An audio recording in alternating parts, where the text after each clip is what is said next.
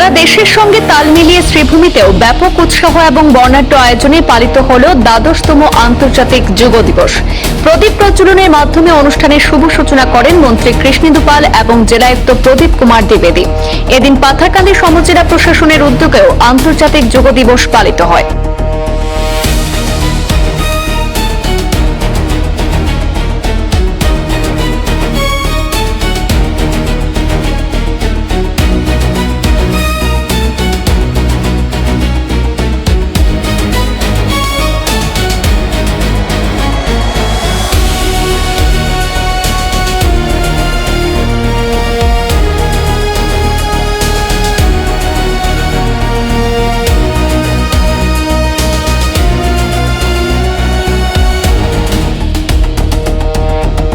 আজ রবিবার শ্রীভূমি অভ্যন্তরীণ জলপথ টার্মিনাল চত্বরে জেলা প্রশাসন এবং স্বাস্থ্য বিভাগের উদ্যোগে আয়োজিত অনুষ্ঠানে যোগ দেন শত শত যোগপ্রেমী, ছাত্রছাত্রী, সরকারি কর্মচারী এবং সাধারণ মানুষ।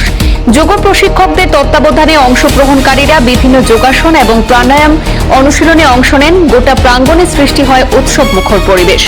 সেই অনুষ্ঠানে বক্তব্য রাখতে গিয়ে মন্ত্রী কৃষ্ণেন্দু পাল বলেন, যোগ শুধুমাত্র শরীর চর্চা নয়, এটি একটি জীবন দর্শন।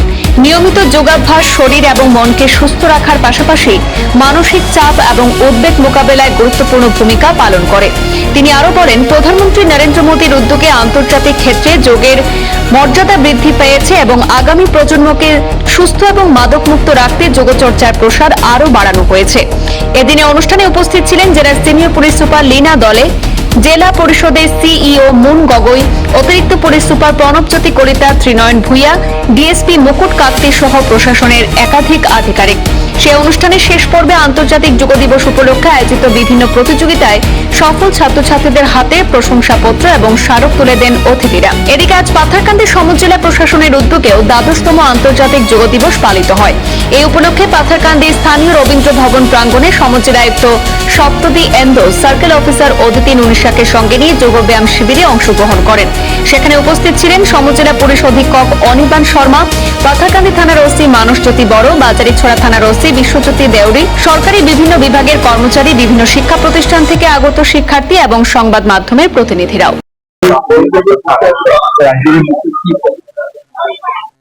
সর্বপ্রথমে যশস্বী প্রধানমন্ত্রী নরেন্দ্র মোদীজি ওগুলো শ্রদ্ধার ধন্যবাদ জানাও। আদির পরা 12 বছর আগত সকল ভারতবর্ষ তথা গোটা বিশ্বের রাজ্য আহ্বান করেছিলেন যেটা দিন যোগ দিবস হিসাবে পালন করার কারণে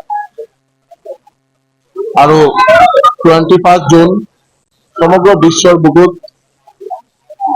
এই যোগ দিবস পালন করা হয়। আর যোগ দিবস পালন করার মূল উদ্দেশ্য হয়েছে যে আজি 21 আজি যোগ দিবস পালন করার মূল উদ্দেশ্য হয়েছে যে আমার সকলে সুস্বাস্থ্যবান থাকিব লাগে। আর সুস্বাস্থ্যবান থাকিলে আমি ভাল কাম করিব পারিম, মন ভাল থাকিব। তার কারণে ভারতবর্ষের সকল নাগরিক যাতে সুস্বাস্থ্যবান থাকে, গোটেই বিশ্বের রাইজ যাতে সুস্বাস্থ্যবান থাকে, সুস্থ থাকে। যোগ হল মন আর আত্মা আর শরীর যুক্ত করা আর শরীর সুস্বাস্থ্যবান নিরোগী থাকা আর ভগবানের আশীর্বাদ প্রাপ্ত হওয়া। যার কারণে সকলকে আহ্বান করি, প্রধানমন্ত্রীজির যে আহ্বান, আগ্রহ সকল রাইজ যাতে এটা টাইম ওলাই আহে আর নিজের কারণে, নিজের শরীরের কারণে, নিজের সুস্বাস্থ্যবান থাকার কারণে যাতে মিনিমাম 30 to 1 hour নিজের কারণে রাখে আর যোগব্যায়াম যোগ চর্চা করে, এটি প্রার্থনা থাকিবে। আর আপনারা দেখিছে যে আজির দিনত এইটো গোটেই বিশ্বের বুকুত এই যে যোগ দিবসটো ইমান মানে ইয়ে হলে গোটেই মানে বিশ্বের বুকুত সকল রাইজ ওলাই আহিছে, যোগব্যায়াম কৰি আছে। কারণ সকলে সুস্বাস্থ্যবান থাকিব বিচাৰিছে।